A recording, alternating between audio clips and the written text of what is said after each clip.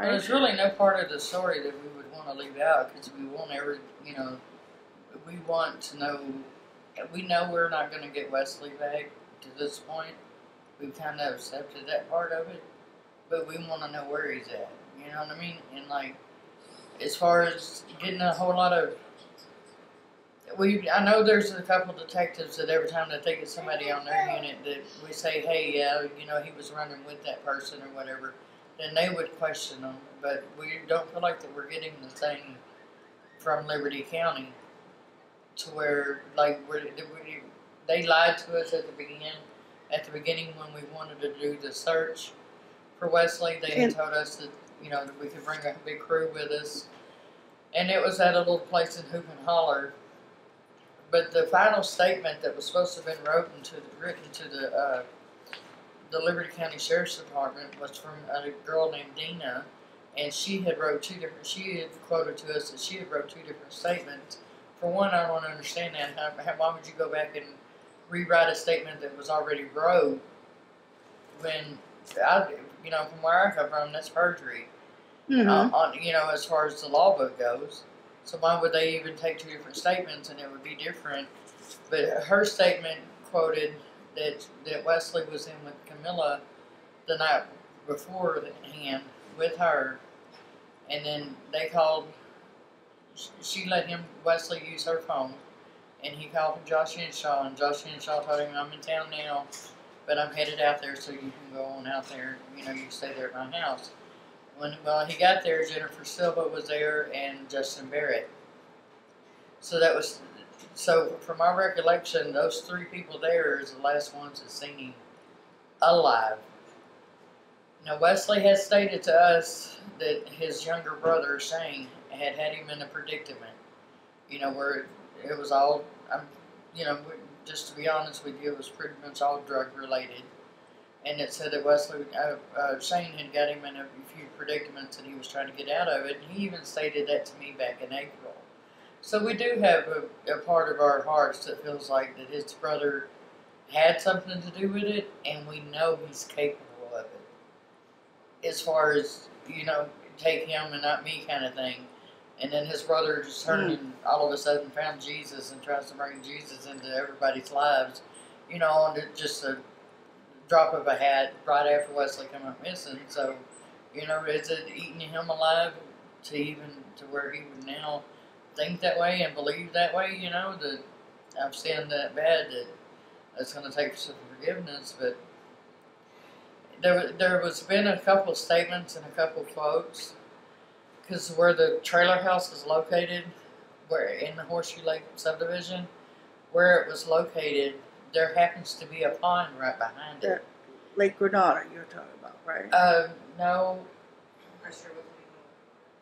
Okay, so it's Horseshoe Lake Estate, so there's a river that runs through there. Okay. So you can go back down towards the river. I got it.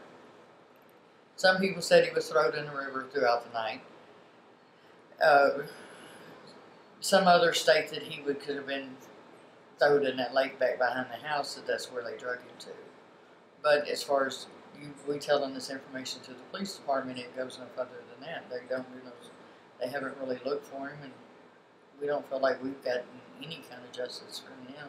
We can't even get a conversation from him. You know, what I hear over and over again that kind of is upsetting to me, and I know it's got to be, I guess you kind of get used to it. What I hate to hear is that the way you have to talk about your family member that is more likely gone, and you have to say, well, they were probably thrown in a river or something like that. And then they're thrown out like a dead dog. Yes, yeah. Yes, you know, Wesley had a big heart. Like, you know, just, you know. But, I mean, he don't deserve to be laying out there like he is wherever. He didn't have that coming. No, I agree with you. It's just, it sometimes it just kind of, you're left hanging there, and although people are sympathetic, they just don't know what to do. I mean, if you can't get the police to help you, yes, it's not like the people can do anything other than search. And it continued so confusing because everybody was trying to claim and kind of own up to it. Well, no, he was seen in Horseshoe. No, he was seen in Hoop and Holler. No, he was in Big Ticket. You get everybody out there is pretty much strung out on it to the point to where you can't really get a conversation. We heard so many different stories of what could have happened, or what, oh, he was thrown in a ditch, he was thrown in a septic tank, he was shot in the back of the head. And you got to hear all this stuff. That's what you dream of at night. Yeah, and there's no sympathy. It's just like blatantly Yes. just say this stuff, and they forget they're talking about your family Yes, member. and then everybody wants to call, oh, I heard this, or I heard that. Well, if you don't know the facts, or if that person's not willing to get in my vehicle and drive to the police department with me, because I will take them and give that statement to the cops. After a certain point, you just tell them that you don't want to hear that no more, because, like I said, whatever they put in your head before you go to sleep at night, that's what you dream about.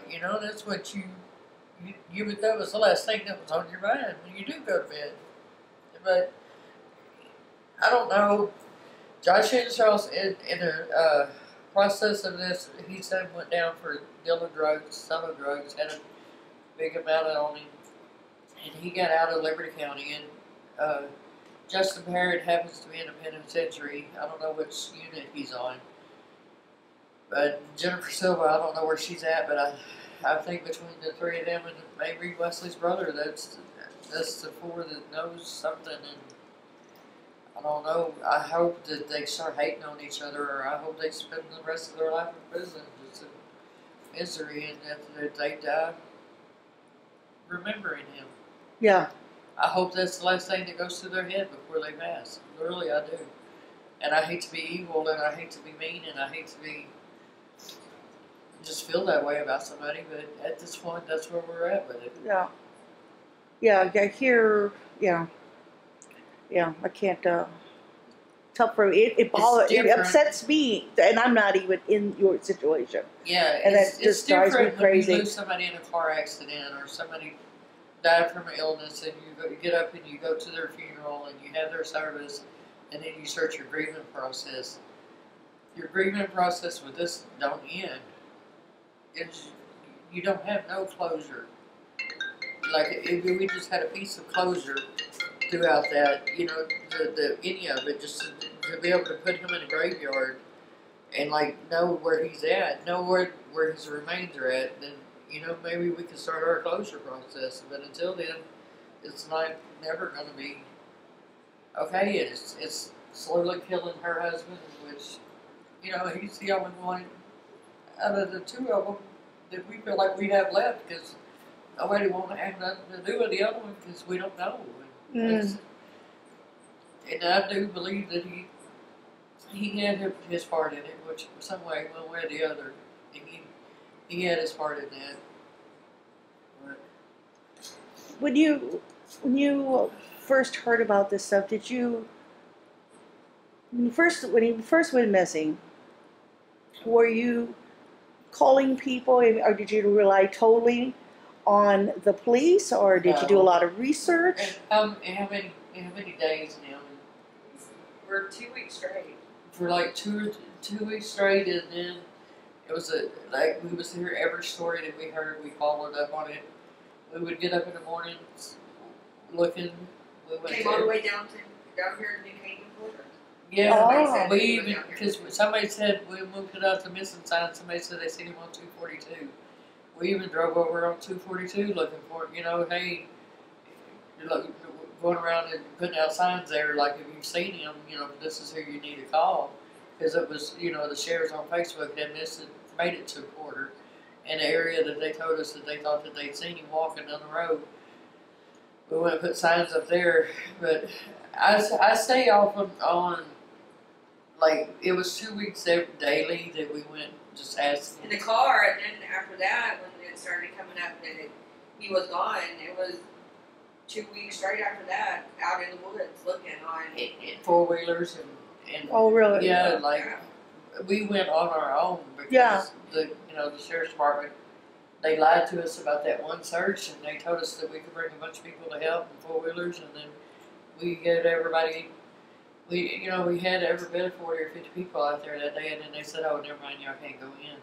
And I didn't think that would search. Was it private property, or did they ever give you a reason why you couldn't go in? No, it was a pipeline. They never did state it. Oh. And see, at first, Kenneth Daigle told us, Equusearch always uses people to help search, know, but they wouldn't let none of us go back there. They made us all stand up there, and they searched it. And 2 hours out there on the pipeline. Did they bring your dogs in?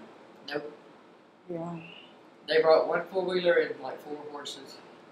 I don't even know if we got a dog. I'd have to call and ask if Liberty County's even got a search dog. You can get one. Yeah, from another county. If they don't have one on hand, they can get one. And I know, and you really need 2 different dogs. You need the dog that does the search, and you need a dog that does the cadaver search. Yes. You just got to. You have both to double check on this stuff, and you got to do it right away. We can't wait a week or 2 down the line. You got to do it right away. That's what we felt like. We felt like that to them it was just another doggy off the streets or another drug out off the streets. And Westley had sent my sister a message the morning before and told her that he was done with it and he was ready to come home. So we don't know if he knew so much information for them to say, I don't know if he made them aware of it, but he told her that he was done with the game and messing with all that and was wanting to come home. And she told him, well, come home. Because my mom's raised Westley most of his life. And so he was grown up like a brother to us. And so, my sister told him, just come home. Wesley, drop what you're doing and just do it. And then he never, that was the last we heard of him. So there is foul play. It's just. You just pray that one of them gets mad at the other one or try to get a reduced sentence and the trouble that they got themselves into and tell it or tell us maybe on their deathbed because, they're still heavy in their drugs and maybe that'll get them. And they'll tell it on their deathbed where he's at, Yeah. And you don't even know where to go because you said there was like 2 or 3 places that was a possibility he could be. Yes, but the statement, the last statement and the last person that admitted seeing him at that trailer house in Horseshoe. So they knew what happened to him or they knew where he went and who he went with. Mm-hmm. You don't just all of a sudden walk out the door and not even, like at me get up and walk away from us sitting here. I wouldn't just get up and walk off and not say, hey, I'm going to the bathroom or doing, going down the lobby. Something. You did. I just don't picture him walking outside and just disappearing. So, them people, the story ended with them. Why hasn't enough pressure? Why hasn't any pressure been put on them for it? So none of those people have been brought in for questioning? Anybody no one's been brought in for questioning.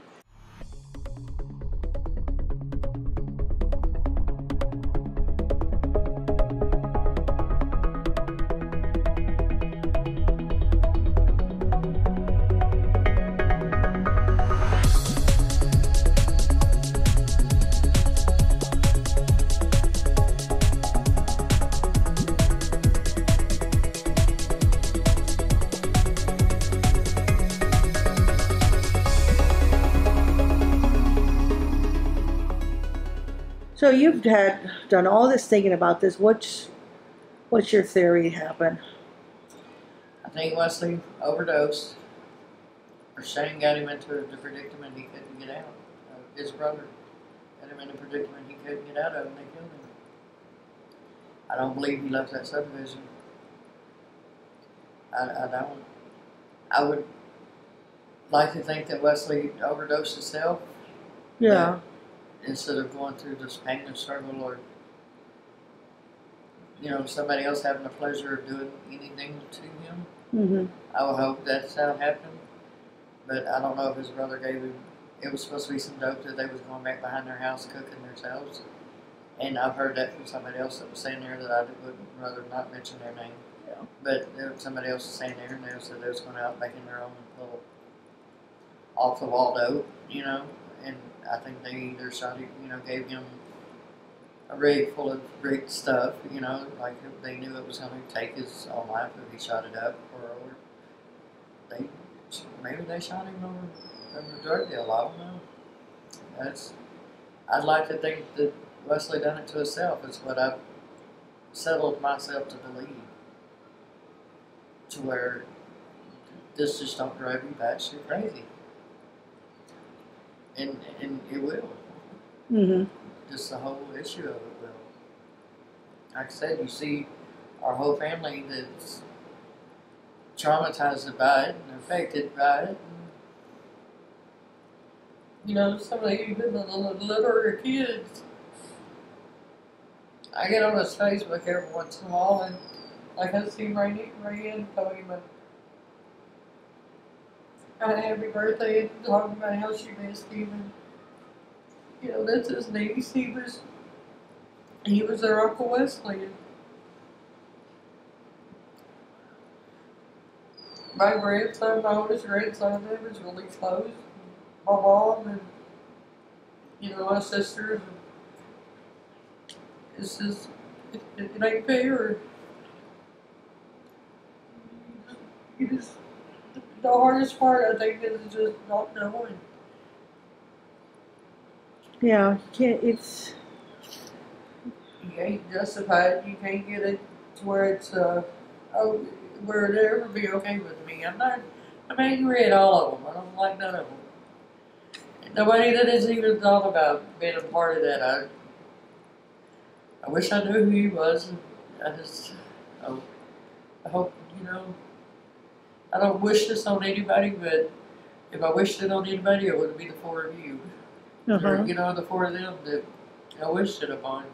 Hopefully it's your sister or your mother or your daughter, you know, your brother or your kid. So you'll finally know what something like that does to you. Yeah. You know, every little thing that you see that every Thanksgiving and Christmas we get together, you know, his favorite dishes. Some of them just don't get made no more because Oh, honey. Yeah. it's just too hard, you know. Oh, yeah. Oh. Joe, you just know next step. It's just like everything is like frozen. Yeah. You go back and present, but you just don't see any. So we know he's gone, and we've come to terms with that. Yeah. And so let me ask you, and it's very personal. You know he's gone. So why, as they say, are you not moving forward? Why can't you put an end to it? Because that pain don't go away, and that wondering, and that thinking about back on everything. Was I close to him? Was I close enough to where we almost found him? Could we have stayed out there a little bit longer, or should we have took a left or a right? Did we miss over a story that we didn't want to believe, didn't want to come to terms with, and not check into that one? Was that the right one? And until we have him at our family graveyard, we're not content with him being laying out nowhere. He was somebody to us. He is somebody. He's part of the family. Yes. And he's not in the family right now. He's out there somewhere. And you can't stop searching for him. I have lost my daddy. I've lost my first husband that got killed. I've lost my brother that got killed. I've lost a sister. I've lost numerous nephews and great nephews and nieces. I've lost some really close people to me in my life. But this one right here, the haunting of it has stayed. Where you say you learn to live with it. Okay, the hardest part of anybody losing anybody is the part of learning to live without them. But we don't still have him. We didn't say goodbye to him. We didn't go to his funeral. We didn't have a memorial for him. It just don't seem humane to do that until we know we have him back. In the family fold. And he belongs in Blue Water Cemetery if he's dead. He don't belong in the lake. He don't belong in the woods. He don't belong in the river. Wherever he's at now, that's not where he's supposed to be. And I know that Wesley would have done come back. He wouldn't have done his grandmother like this, his brother like that. He wouldn't have done none of us like that.